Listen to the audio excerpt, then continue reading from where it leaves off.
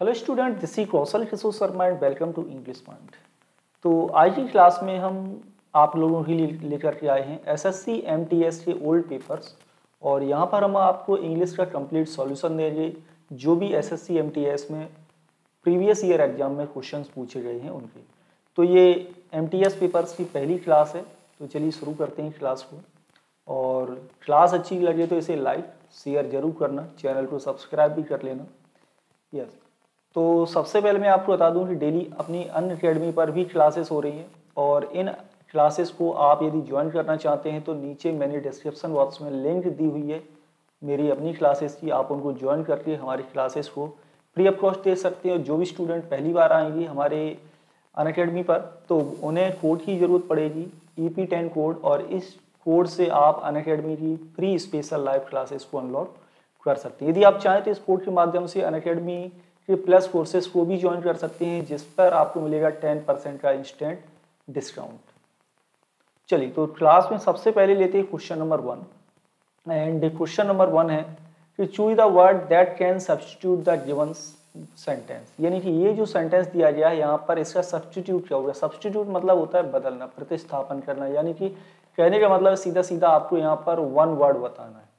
इस सेंटेंस में क्या बताना है आपको, वन वर्ड बताना है कि इस सेंटेंस का राइट वन वर्ड क्या होगा कि एक ऐसी building where an audience sit, जहाँ पर ऑडियंस बैठती है उस बिल्डिंग को हम क्या कहते हैं। फर्स्ट ऑप्शन है आपका अशाल, हैंगर, जिम्नैजियम या फिर होगा आपका ऑडिटोरियम। क्या होगा राइट आंसर क्वेश्चन नंबर 1 में, वही जल्दी से कमेंट करें। यस, तो क्वेश्चन नंबर 1 में आप लोगों का जो राइट आंसर होगा ये होगा ऑप्शन नंबर 4। राइट आंसर क्या होगा, ऑप्शन नंबर 4 होगा ऑडिटोरियम। ऑडिटोरियम एक ऐसी बिल्डिंग होती है जहाँ पर काफ़ी ऑडियंस बैठ करके किसी भी चीज़ को देखती है, ठीक है। और जिम्नैजियम क्या होता है, जिम्नैजियम मतलब आप जिम से बना है। जिम क्या होता है, जिम मतलब व्यायाम करना, यानी व्यायामशाला होगी जिम्नैजियम। हैंगर में क्या होगा, हैंगर एक ऐसा प्लेस होता है जहाँ पर प्लेन्स वगैरह या एयरक्राफ्ट को रखा जाता है, ठीक है।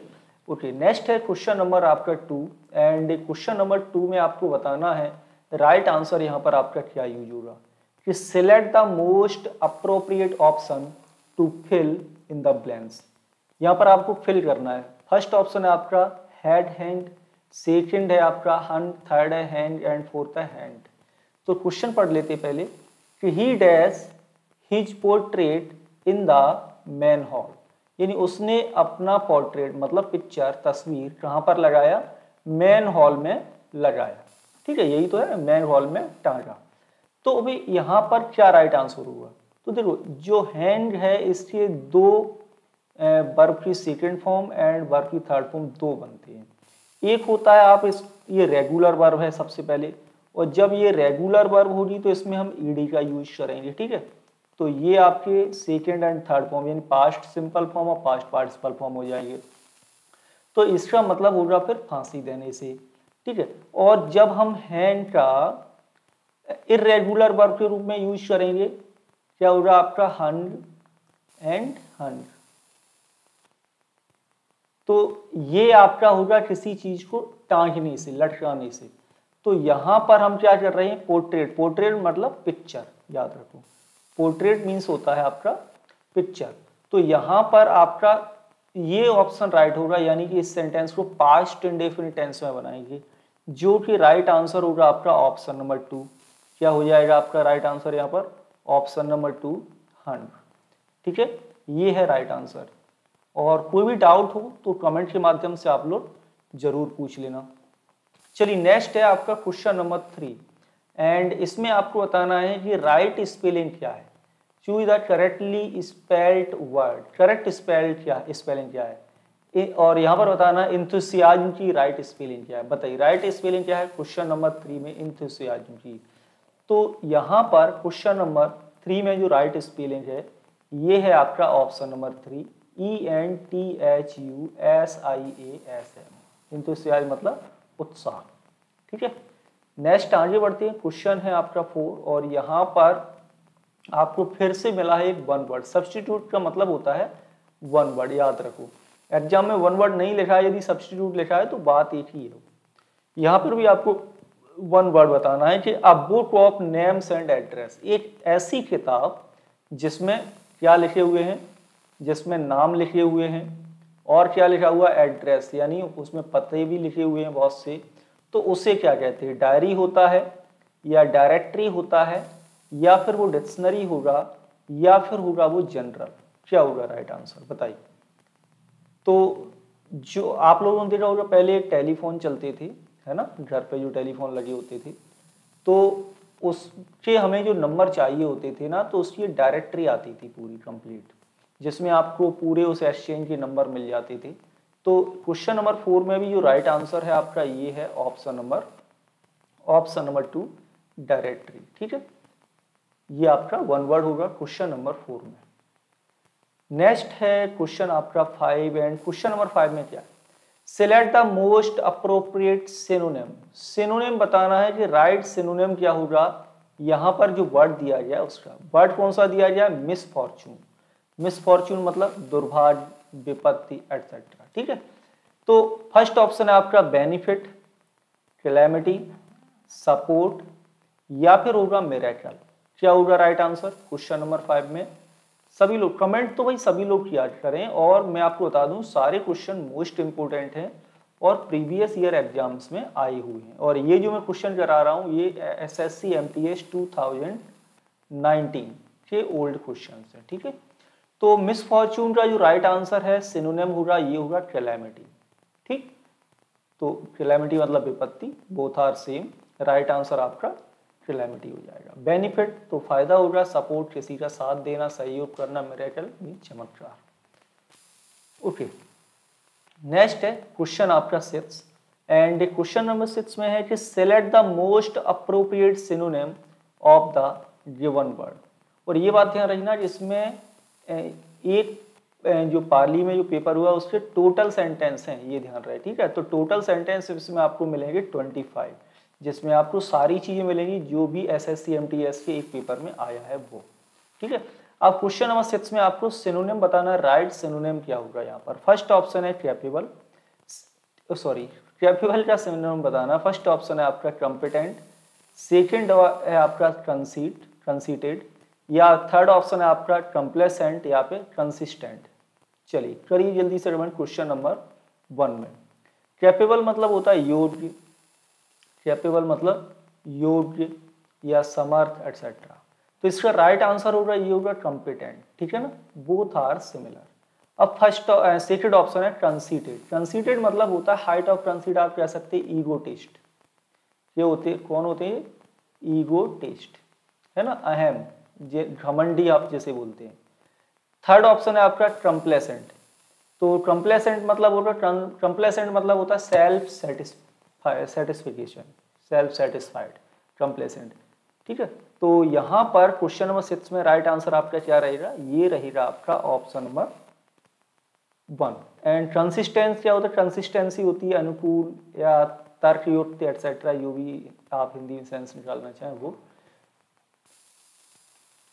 हाँ, नेक्स्ट है क्वेश्चन 7। क्वेश्चन 7 में क्या है कि select the most appropriate option to substitute the underline segment in the given sentence if there is no need to substitute it तो सिलेक्ट नो इम्प्रूवमेंट। यानी यहाँ पर सेंटेंस को इम्प्रूव करना, सीधी बात।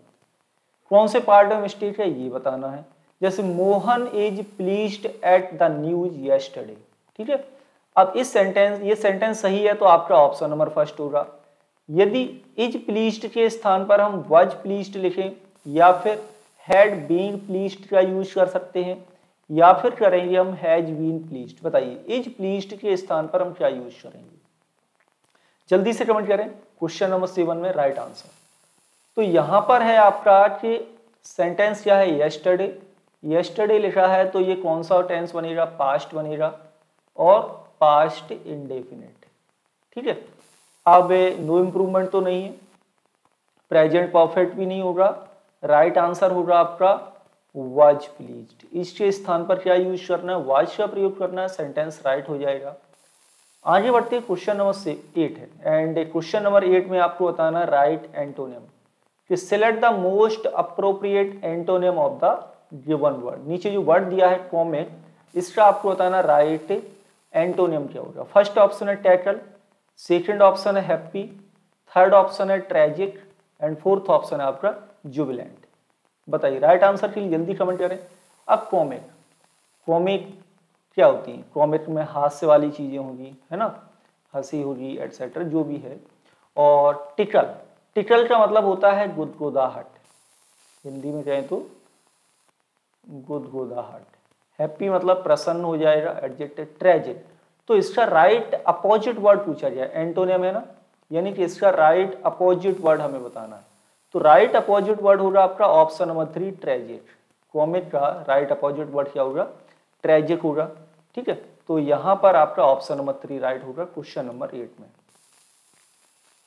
नेक्स्ट है आपका क्वेश्चन 9 एंड यहाँ पर भी आपको बताना है, सेंटेंस इंप्रूवमेंट करना है कि select the most appropriate option to substitute the underline segment in the given sentence. चलिए अंडरलाइन नहीं है, मैं कर देता हूँ। हैज रीअश्योर के स्थान पर आपको क्या यूज करना है ये बताना है। The doctor has assured me that the operation was a routine one. Sentence सही है तो ऑप्शन नंबर फर्स्ट होगा, नो इम्प्रूवमेंट होगा। या फिर हम हैड रीअश्योर्ड मी का यूज कर सकते हैं, कंप्लीट ऑब्जेक्ट भी ले लो। इज रीअश्योर्ड होगा या रीअश्योर मी होगा, क्या करना है यहाँ पर बताइए, जल्दी से राइट आंसर करें। अब देखिए ये क्लॉज लिखा हुआ है ना, तो ये क्लॉज कौन सा टेंस है? यहाँ पर क्या है? वाज है, तो ये क्या है आपका पास्ट का टेंस है, और पास्ट का टेंस है तो ये भी पास्ट होगा भी, तो नो इम्प्रूवमेंट तो नहीं, इसमें कुछ हमें करना तो इम्प्रूव पड़ेगा। इज नहीं हो रहा क्योंकि प्रेजेंट में नहीं आएगा, रीअश्योर भी प्रेजेंट हो जाएगा। अब बचा क्या? बचा आपका ऑप्शन नंबर 2। यहाँ पर आप हैज के स्थान पर हैड का प्रयोग करें, पास्ट होगा। अब हैड के साथ आता है आपका पास्ट पार्टिसिपल वर्ब की थर्ड फॉर्म, तो यहाँ पर आपको डी का यूज करना है, तो हो जाएगा आपका the doctor had reassured me that the operation was a routine one. ये राइट आंसर है क्वेश्चन नंबर 9 में। नेक्स्ट है क्वेश्चन आपका 10 एंड क्वेश्चन 10 में क्या है? The following question out of the 4 alternatives select the alternative which best expresses the meaning of the idioms and phrases। idiom and phrases का यहाँ पर मतलब बताना है। over my dead body ये आपका idiom है, और इस idiom का meaning क्या है? इस idiom का meaning क्या है आपको ये बताना है। opposing something fiercely, या inheriting to fortune, या erecting a gravestone, या threatening to kill oneself। तो ओवर माई डेड बॉडी का मतलब होता है मेरी लाश पर, है ना, मेरी लाश पर। तो यहां पर हम क्या कर रहे हैं? अपने आप को मारने का प्रयास नहीं कर रहे हैं, हम पत्थर पर कोई चीज लिख नहीं रहे हैं, इनहेरिटिंग फॉर्च्यून भी नहीं है। राइट आंसर क्या है? किसी चीज को बहुत ही खूंखार तरीके से अपोज कर रहे हैं, तो option number first right answer होगा क्वेश्चन नंबर 10 में। लास्ट में स्कोर जरूर बताना है, सभी लोगों को स्कोर बताना है। टोटल जो 25 आज क्वेश्चन है उनमें आप लोगों का स्कोर कितना हुआ है। आगे बढ़ते हैं क्वेश्चन नंबर 11, और यहां पर है कि a sentence has been given with a blank to be filled with an appropriate word to the correct alternative. यहां पर आपको फिल करना है कि राइट वर्ड क्या यूज करेंगे हम क्वेश्चन नंबर 11 में। क्या है? The bullet struck a ball, bullet मतलब गोली, बंदूक से निकली हुई गोली क्या हुई? वॉल से स्ट्रक किया, टकराई, and was dash from its force, और उसने अपना फोर्स को क्या कर लिया? रिफ्लेक्टेड कर दिया, ट्विस्टेड कर दिया, डिफ्लेक्टेड कर दिया, या क्रैश्ड कर दिया। क्या होगा उसका फोर्स? तो यहां पर जो राइट आंसर है ये है आपका ऑप्शन नंबर 3 डिफ्लेक्टेड। डिफ्लेक्टेड मतलब होता है रास्ता बदल लेना, मुड़ जाना। जब वो वॉल से टकराएगी तो क्या होगा? फिर वो अपना रास्ता बदल लेगी। Option number 3 right answer use करो यहाँ पर क्वेश्चन नंबर 11 में। नेक्स्ट है क्वेश्चन नंबर 12, और यहाँ पर आपको स्पॉट एरर, कॉमन एरर से रिलेटेड बताना है। क्या है? Find the part of the sentence given has an error in it. यदि नहीं है तो नो एरर आप चूज करें। My aunt sold her boutique to a billionaire. अब आपको ये बताना है क्वेश्चन नंबर 12 में कहीं मिस्टेक है क्या? माई आंट आपका फर्स्ट पार्ट हो गया, sold her boutique second part हो गया, टू ए मिलियनर आपका थर्ड पार्ट हो गया, एंड फोर्थ आपका हो गया यहाँ पर नो एरर। क्या होगा राइट आंसर बताएं, जल्दी से कमेंट करके बताएं क्वेश्चन नंबर 12 में मिस्टेक है क्या? सेंटेंस पास्ट इंडेफिनिट है, माई आंट के लिए पजेसिव केस देखिए हर लगा हुआ है, बुटीक है ना, सेल टू समबडी होगा, टू के बाद अ बिलियनर लिखा हुआ है। सेंटेंस आपका पूरा राइट है। ऑप्शन नंबर 4 होगा राइट आंसर। सेंटेंस में कहीं भी मिस्टेक यहाँ पर नहीं है। आगे बढ़ते हैं, क्वेश्चन नंबर है 13 और इसमें क्या है कि in the following question out of the given 4 alternatives select the alternative which best expresses the meaning of the idioms and phrases. यहाँ भी आपको इडियम का मीनिंग बताना है। टू ईट इन स्मोक बहुत ही कॉमन है, कई बार आप लोगों ने पढ़ा भी होगा। टू ईट इन स्मोक का मीनिंग क्या होता है ये बताना है। To do one's duty well, अपने कर्तव्य को अच्छी तरह करना, या to not to agree to something, किसी चीज से सहमत नहीं होना, या to be the cause of a quarrel, झगड़े की जड़ होना, या फिर टू कम टू नथिंग, या कुछ भी प्राप्त न होना या किसी निष्कर्ष पर न पहुंचना। क्या होगा right answer? To eat in small का राइट मीनिंग होगा फिर आपका option number 4 to come to nothing. ये इस इडियम का राइट मीनिंग है। नेक्स्ट क्वेश्चन में आपको मिलता है sentence error. Find the part of the given sentence that has an error. If there is no error तो आपको क्या आंसर लगाना है? No error. All the students is done better this year, कहां पर है मिस्टेक बताइए? ऑल द स्टूडेंट्स में है, इज डन में है, या सेंटेंस में कहीं मिस्टेक नहीं, या फिर होगा बेटर दिस ईयर, कहां पर है मिस्टेक? तो यहाँ पर आपका जो मिस्टेक है ये है इस सेकंड के सेकंड पार्ट में। इज डन यूज नहीं होगा, आप यहाँ पर क्या यूज करेंगे? Have done. सेंटेंस राइट हो जाएगा। आगे बढ़ते हैं, क्वेश्चन है आपका 15 में क्या है कि find the part of the given sentence that has an error in it if there is no error. आपका आंसर होना चाहिए नो एरर। क्या है सेंटेंस कि Rakesh is foolish to said such thing. In Rakesh कैसा है? फुलिश है कि इस तरह की चीजें वो कहता है। सिंपल मिस्टेक है।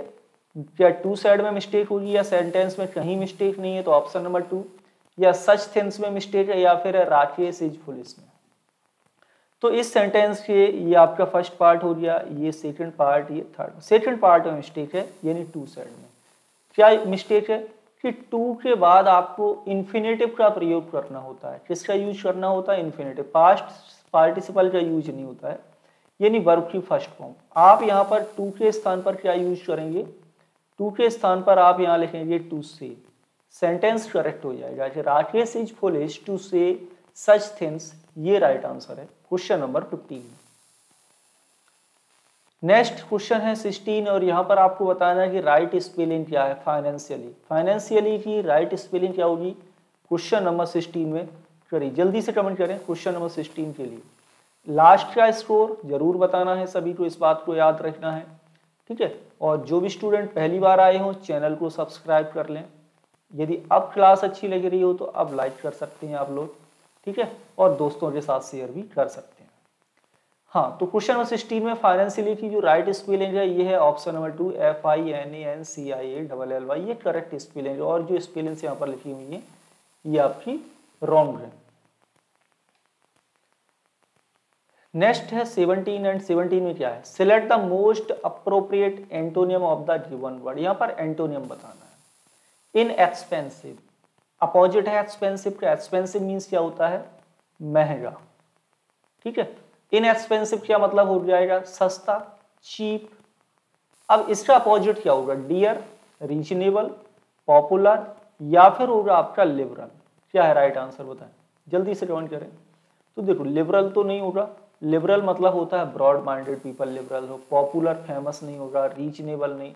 डियर राइट आंसर होगा। डियर मतलब होता है कॉस्टली, मतलब महंगा, ठीक है। ये राइट आंसर होगा क्वेश्चन नंबर 17 में। नेक्स्ट है आपका क्वेश्चन 18 और यहां पर है कि select the most appropriate option to fill in the blank. क्या है? My teacher is the dash of all. Degree fill करना है काइंड की।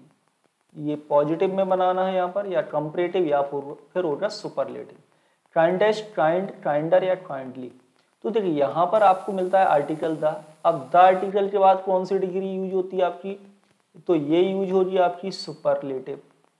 कौन सी डिग्री यूज होगी? सुपरलेटिव। तो सुपरलेटिव क्या है आपका? Option number first. यहाँ पर क्या यूज हो जाएगा आपका? काइंडेस्ट, ठीक है। राइट आंसर है option number first question number 18 में। चलिए नेक्स्ट अब आपको यहाँ पर फिल करना है। कॉम्प्रहेंशन है, आपको डायरेक्ट फिल करना है ना। तो सेंटेंस में पहले पढ़ते हैं क्या लिखा हुआ है यहाँ पर। फॉलोइंग पैसेज है, कुछ वर्ड इसमें डिलीट कर दिए हैं और आपको यहाँ पर फिल करना है नीचे जो अल्टरनेटिव दिए गए हर क्वेश्चन में उससे।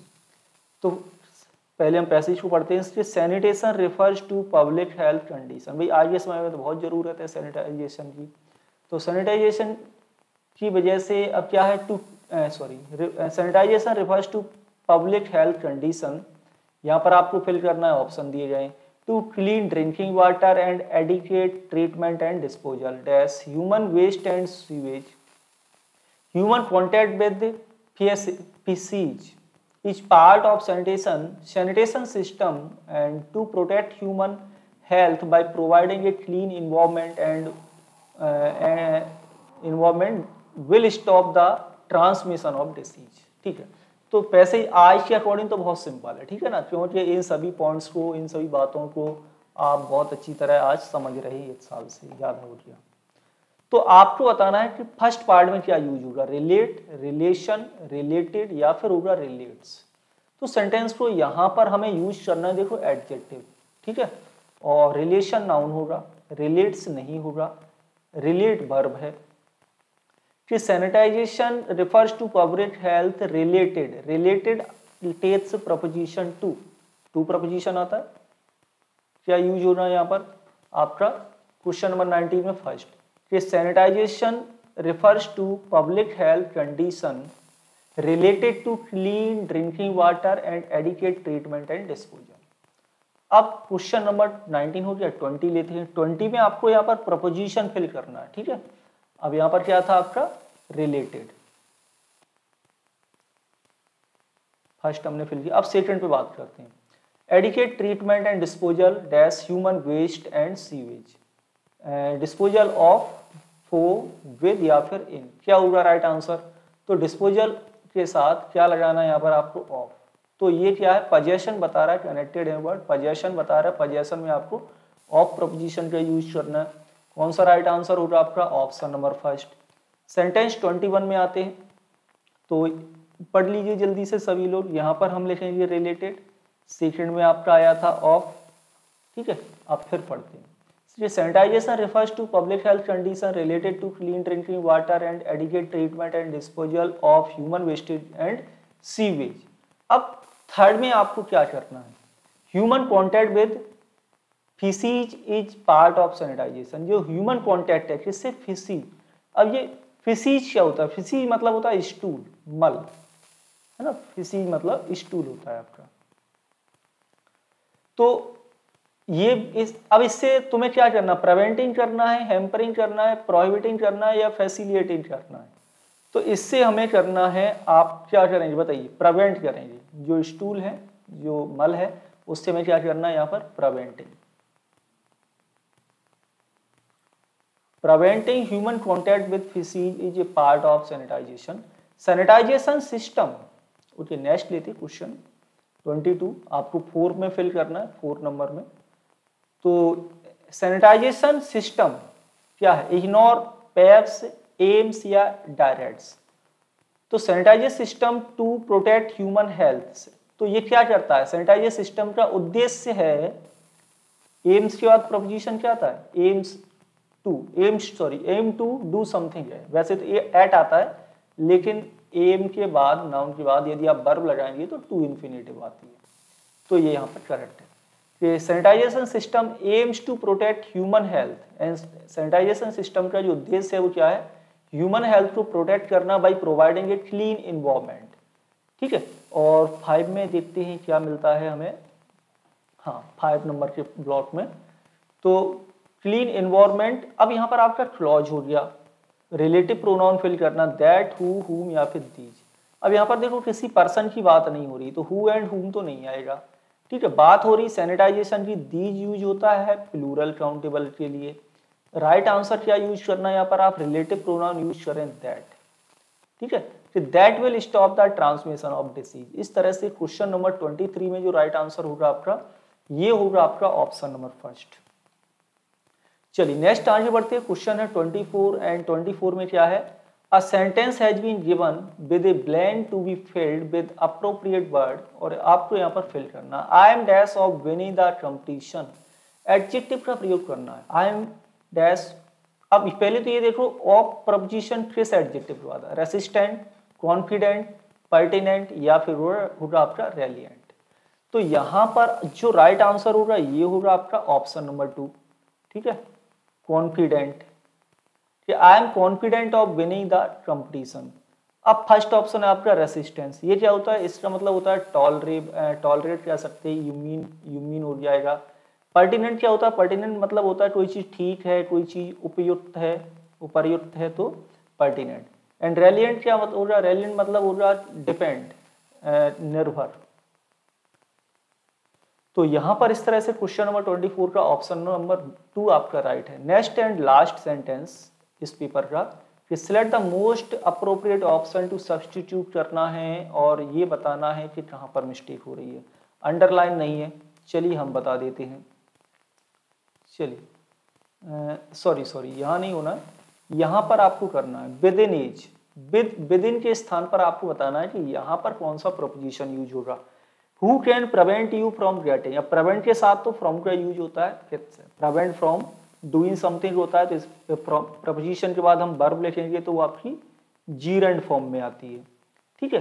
And you are within age, अब विद इन के स्थान पर, विद इन प्रपोजिशन के स्थान पर हम क्या लिखें, इन या फिर ऑफ, या सेंटेंस सही है तो कुछ मत करो, या फिर ऑन एज, क्या होगा। तो यहाँ पे जो राइट आंसर होगा ये होगा आपका ऑफ, ऑप्शन नंबर 2, कि when you are of age, ये होगा राइट आंसर, ठीक है। तो चलिए जल्दी से भी सभी लोग कमेंट करके बता दो कि आप लोगों का आज 25 सेंटेंस में से टोटल स्कोर कितना आया है। 25 सेंटेंस में से टोटल स्कोर कितना आया है। कोई भी डाउट हो तो कमेंट के माध्यम से पूछ लेना, ठीक है। दोस्तों के साथ शेयर जरूर करना है।